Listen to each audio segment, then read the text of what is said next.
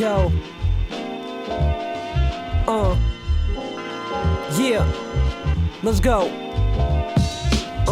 It's Richie Rich spitting facts, trying to get them stacks. I put the bean on the map in my fitted cap. Lyrics like a shotgun blast, yeah, you feeling that? I'm running rap like laps around the track. Yeah, the hottest thing around, so you gotta bring a pound if you really wanna battle, cause you know how we get down. The dub to the bricks, to the east, to the sticks. Niggas recognize the flow and who it is. I'm back, I never left. It's Steph, they tryna copy. Oh yeah? No, not me, he who moves sloppy. Get caught slipping, you'll fall right off the top, G. Cause I'm the shit, wake up and smell the coffee. Matter of fact, smell the piff, let me light it up. Puff, puff, pass till everybody high as Alright, so welcome to Alejandro's All About Everything podcast. I'm your host, Alejandro. Here's my assistant, my production assistant, Austin Adams. How you doing, sir? I'm doing pretty well. How you doing? That's great, that's great. So, wait, did you just ask me how I'm doing? Mm-hmm. Well, I'm not doing okay. Okay. You know why? Why is that? Because sometimes I find myself in a world where people cannot say I'm sorry when they know they're wrong. You know, today I was driving and someone cut me off. And I said to myself, what the hell's wrong with you? And the dude flicked me off. And I was like, man. That's the worst. I was like, dude, you know you cut me off. Why you give me the finger? So that just made me think to myself, why don't we just go ahead and do a topic today about why is it so hard for someone to say I'm sorry or to admit that they're wrong? Why? You in a relationship, Austin? I am, yes. Yeah? You happy in your relationship? Yeah. Yeah? Mm-hmm. Yeah? You sure? Yeah. Just making sure. I'm in a relationship as well, just so y'all know out there. And I'm happy as well. But sometimes I find myself with my girl and I'm like, man, you know, it's hard to admit when I'm wrong just because I'm just so angry sometimes. Okay. You ever find yourself like that kind of situation? It's understandable, yeah. I have. Yeah, so I was I found myself the other day and I just know my girl a little bit, and she said a little something, I said a little something, and we were going back and forth for 2 minutes, and then I was like, you know what, I'm gonna just say I'm sorry. You know why? Because maybe she just misunderstood me, maybe I misunderstood, maybe I don't even know. So I found that when I did that, it actually changed her whole perspective. It made it seem not as let me clear my throat. It made it seem not so bad when I said I was sorry. Do you find yourself saying you're sorry when you know you're wrong? Yeah, I do, personally. Yeah? Mm-hmm.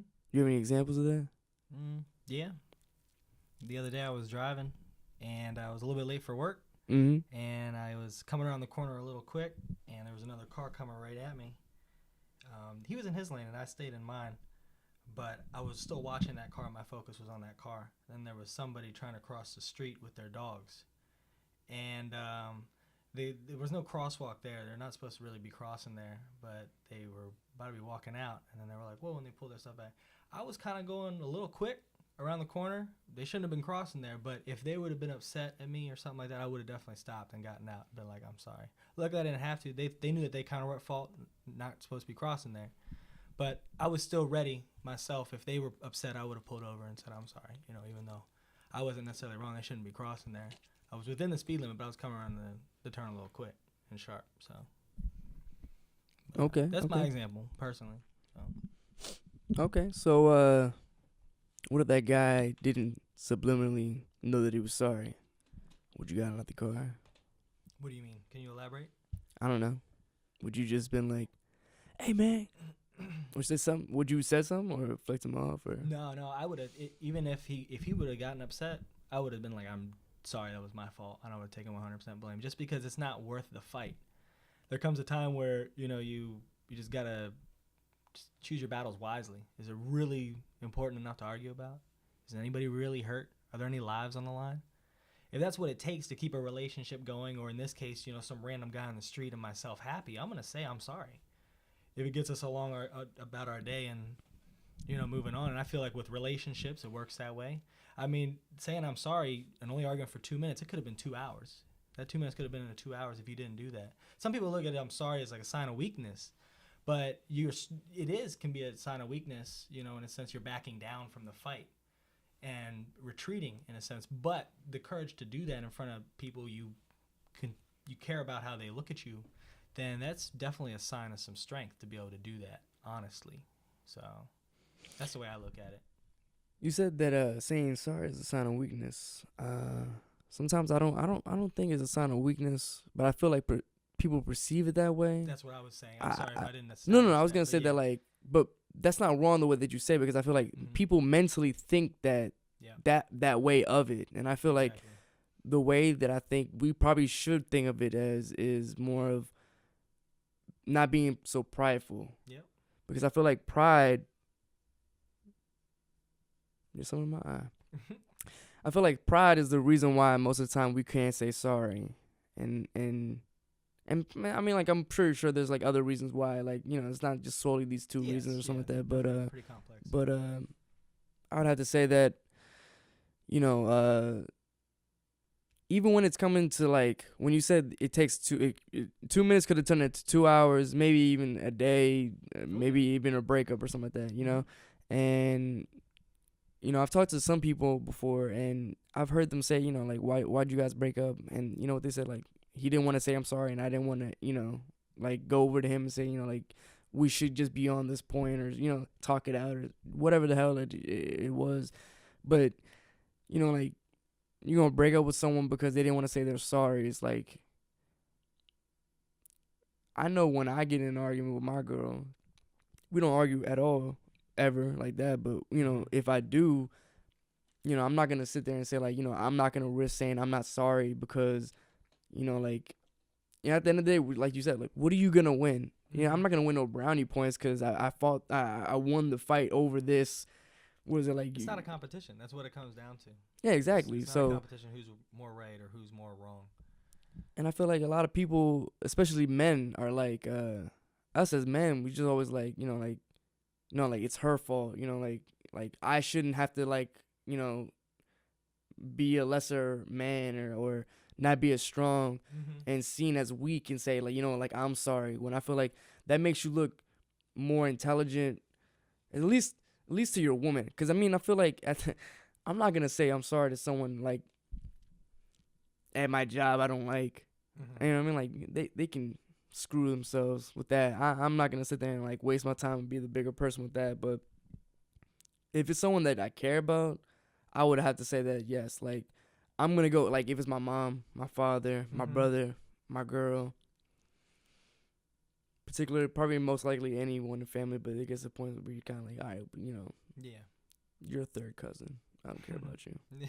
So, but I feel like a lot of times people miss out on a lot of big things because they can't just say I'm sorry, or because they're just kind of like, I can't admit that it was my fault, especially like in traffic when that guy cut me off, or with the guy with the dog with you.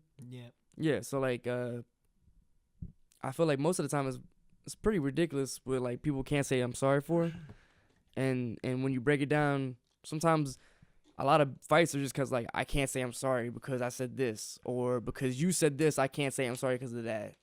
Absolutely. And I feel like it gets to, you know, turns into, like, pettiness, immatureness, you know, like, a whole lot of other emotions and stuff like that. So, you agree with that, or? Absolutely. Yeah. I mean, I feel like from the men thing, I feel it's kind of, a lot of it's just kind of embedded in our brain that we're supposed to be right, because as a leader, you know, you always want to be looked at as being right, and societally, or socially, I guess, I don't even know if societally is a word, but socially, it sounds nice. We should put it in the Webster's, right? Socially, I mean, men have been looked at as the breadwinner, you know, the one who's the leader of the household, and then the woman, you know, falls behind. So as men, as you know, leaders don't like to say we're sorry. I mean, how often do you see the president coming on TV and being like, hey, you know, I'm sorry for this? You don't hear leaders say I'm sorry too often. So I think as males, you know, thinking socially we're supposed to be, you know, in a sense, the leader of the household, we don't say we're sorry too often. So It's and pretty.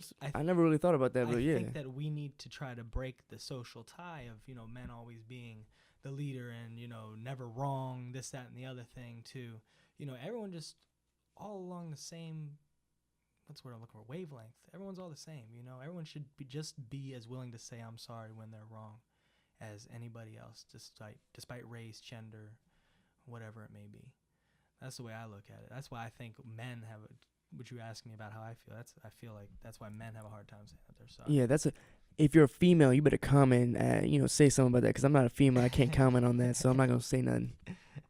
So, but I feel like, that's a pretty unique perspective to have that I don't even know the last time I don't know if there's any film I've ever seen of a president saying I'm sorry at anything. I know it probably happens. The president, I'm sure, says I'm sorry for things, but I can't think of anything. But even presidents in the past, I don't know. I mean, it's leaders as a whole. I mean, your boss. How many times do you hear your boss at your job say I'm sorry? Very rare, right? Even though they may be wrong. There's probably things that they do wrong all the time, but as a leader, you can't seem wrong. And, that's what I think is people let their leader. I think a lot of people need to work on their leadership skills in a sense, especially bosses who can't say I'm sorry. If you cannot say that you're sorry, then it doesn't show honesty. And if people can't trust you as a leader, then why are they gonna follow you? Yeah. So it's very important in a sense from a leadership standpoint for people to say that they're sorry when they're wrong, because it shows honesty. People like honesty in leaders. So, in a sense, by saying I'm sorry, you're helping your leadership skills in a sense by having people be able to build trust on your words. Yeah, no, most definitely. Very well said, my friend. Yes, yes.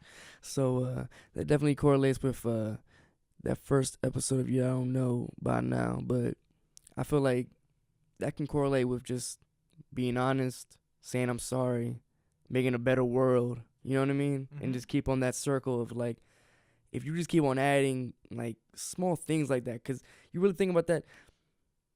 Sometimes I feel like people are more easily, I feel like you're gonna put a fake face on for a few hours instead of just saying I'm sorry. Mm-hmm. Instead of that, you could just say I'm sorry and we could just move on with our life and be better. Mm-hmm.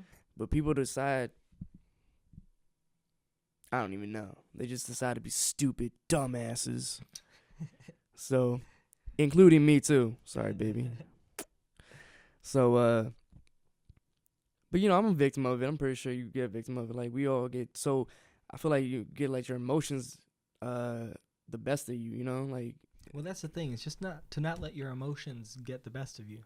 The thing is a lot of arguments are emotionally based when a lot of things in this world should be factually based. Mm-hmm. That's what it comes down to. Because I mean, if you think about it, like if you know that you're wrong, but you're really right, you're arguing on an emotional basis. You're not arguing with facts. And I think all arguments should be done with facts, plain and simple. Because if you argue with emotions, nobody's going to get anywhere, plain and simple. Except when it's with your girl, man, because then there's no medium person there. Well, now you don't need a medium, or a mediator or anything like that. What it comes down to is just not letting you like one person get too high energy over the other one. Because what happens when you have two dogs next to each other and they're both and one starts barking? What does the other one start to do?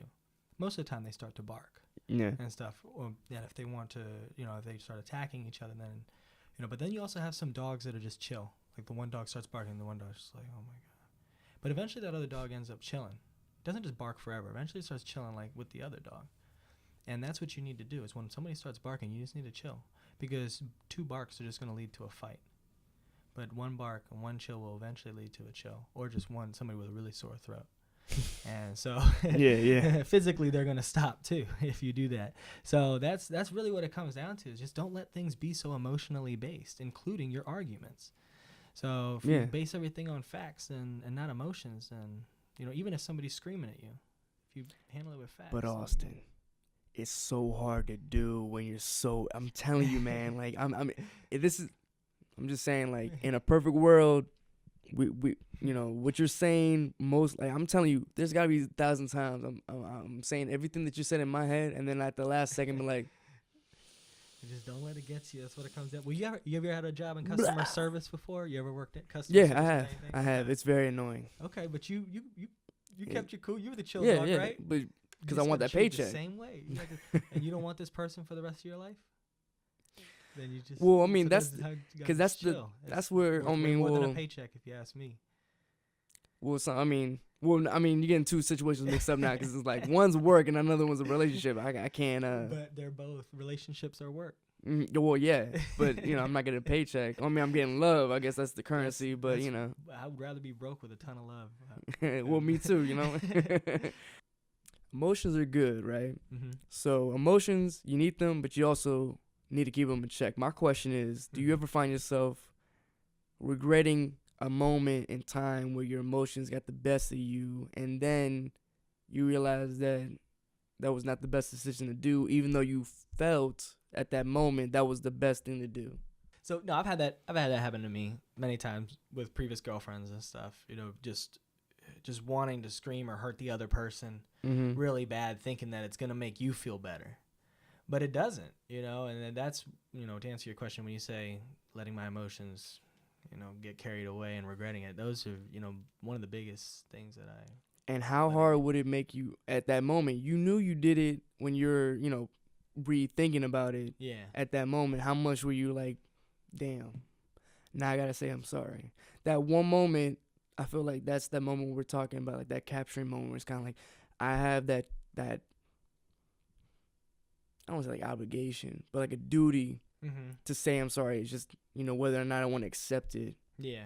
When did I And live it realize up. that? Is that what you're asking? No, I'm saying like, Oh, okay. you had that moment, didn't you, though, right? Well, yeah. I mean, they all come at different times too. That's another thing. There's no like specific like counter or gauge to it, but in time, when it's time to do it. I just don't feel like people catch it soon enough. Mm-hmm. I feel like people don't say it soon enough. I think they say it way too late a lot of times, or none at all. That's the worst. So that last part you were saying, it's either too late when you say it, and when you do want to say it, it doesn't mean as much or nothing at all. Mm-hmm. Like something. Or no, I was saying, or they don't say it at all. Like they Oh, don't yeah, say yeah, sorry exactly. at all. Yeah. Yeah. But yeah, eventually, I mean, the longer you wait, sometimes you bring up a fine.